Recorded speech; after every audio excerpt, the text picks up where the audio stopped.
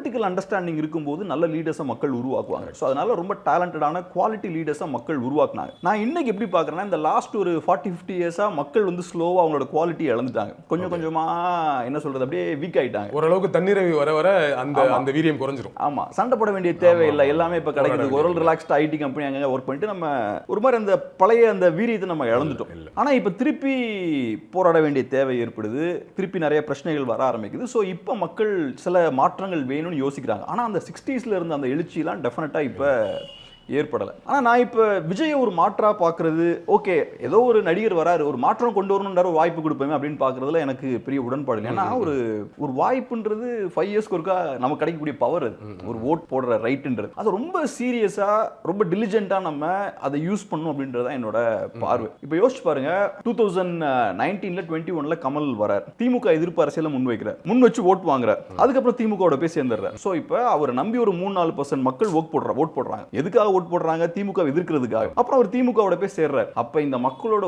ஓட்டு கம்ப்ளீட்டா வேஸ்ட் ஆயிருக்கு. 5 இயர்ஸ்க்கு ஒருக்கா கிடைக்கக்கூடிய ஒரு சூப்பர் பவர் அது உங்களுக்கு.